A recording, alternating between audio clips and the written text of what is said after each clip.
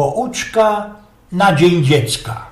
Na teraz chyba coś kupołczce, bo my nie przy Dniu Dziecka prawić kozanie o tym, co dopiero wiele starych lot gelduje.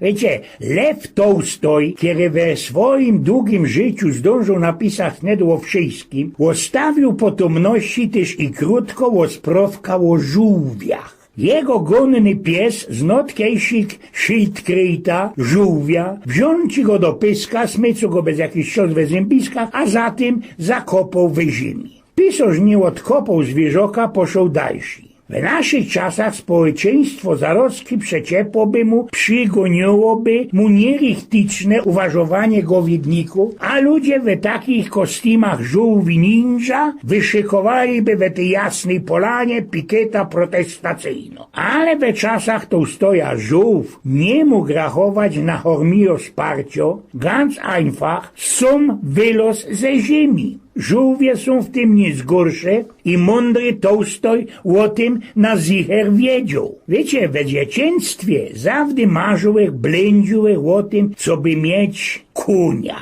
Chciałeś ci go trzymać na balkonie, no jeszcze musowo podwiel mnie jeden oszkliwy szpic, balan nie użar, srogiego Nowofunlanda. W moim Einbildungu te zwierzęcia, blank niewidoczne dla moich ojców, mieszkali ze mną i co jakiś czas wybawiali mnie za opresji. Na puklu konia mogę przeca śmietnąć przed familokowymi hacharami, psiok wyciągnąłby mnie ze maryny, albo ze rybnioka na lidze, ale we życiu tak ci już jest i że o koniu fantazjerujesz, a tej przyjdzie co do czego lajsnie się żółwia. Z czasem serce stowo się coraz kwitworcze, gnał jak szkorupa tego gada.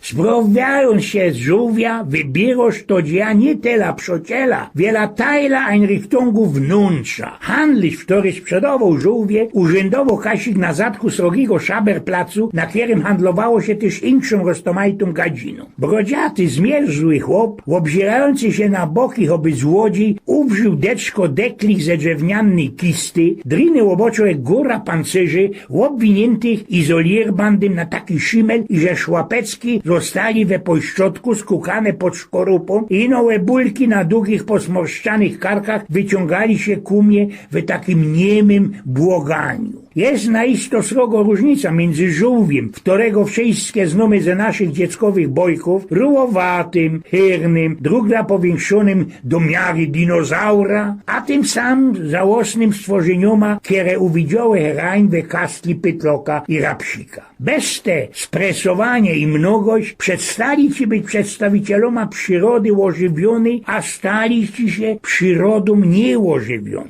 We myślach ciepnął Rejda do tego pytloka. Człowieku, twój daleki przodek wierzył, i że nasza ziemia spiero się na srogachnym żółwiu. Co żeś, chłopie, zrobił ze tą szykowną przypowieścią? Okręciłeś ją gumienianym bandem i wciepnąłeś do putni. Ale na głos nie powiedziałeś blank nic i no wyjmnąłeś dwa najmłodsze, jak mi się zdało, żółwiątka, zapłaciłeś Lagramenckiemu brodziorzowi i wartkoch pozu do chałupy. Doma wyplańtałeś je ze więzą, łożpluch to postawił naprociw siebie. Spodziewałeś się naisto uwidzieć, jak się one radują ze odzyskanej śrebody. Ale moje podłopieczne zleźli się większe strony, nie uważając blank na mnie. I tak już od 2 lat leją się żurym i feści markierują i że nie znają ani mnie, ani bali siebie wzajem. Próbuję to jakoś ich wytuplikować. Żółwie to ci przeca pierunem stare zwierzoki i bez tuż też poradzą robić się bez kamractwa. A można skuli tego tak długo żyją. Moc narodów mieni, co żółwie są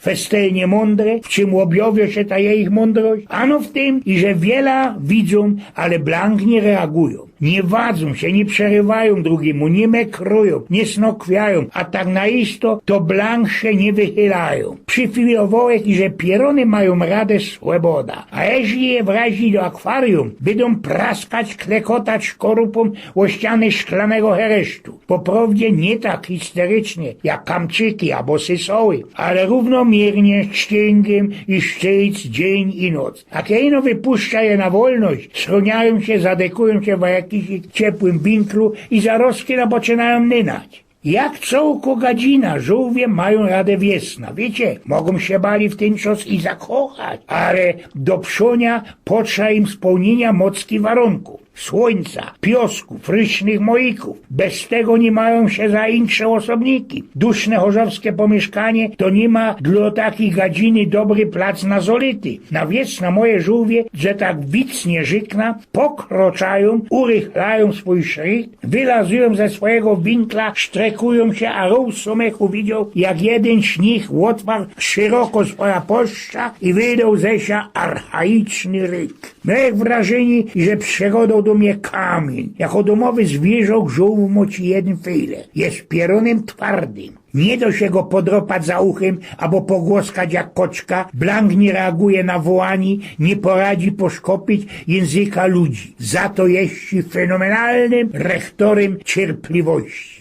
No ale żółwie mogą być też przydajne. Wybawili mnie kiedyś od jednej upierdliwej kamratki mojej Elzy, która 2-3 razy do roka przykludzała się kunom do Chorzowa, sama była kiedyś ze wsi koło Częstochowy, co by pozwiedzać nasz pana Ziętkowy Park Kultury, ale tak nawiedzała ino te najsroksze super i hipermarkety, ani skorzy wszystkie jej sprawonki, madrace, kromlojstry, biglibrety spali w roz u nos. Nie poradza spokopić, jak długo by to zetrwało, kiejby nie jedna bezsynno noc, kiero ta nasza znajoma naisto przetrowiła na pozornym wsłuchiwaniu się we dziwokie chrąpienie. Zaroski o rozwidnioku wytuplikował, co to był nasz poltergeist, duch, do którego my się już blank przybadali. Tak naisto już nos od paru miesięcy nie nawiedzą. Lecy kiedy jak dzwoni, pyta się, jak się ten nasz geist czuje. Łodzikom w ten czas, że po niekiedy go poradza ujrzeć, jest okrągły jak UFO, a ja ucza się planetować ze malunków jego szkorupy. Oj, więc pnioków.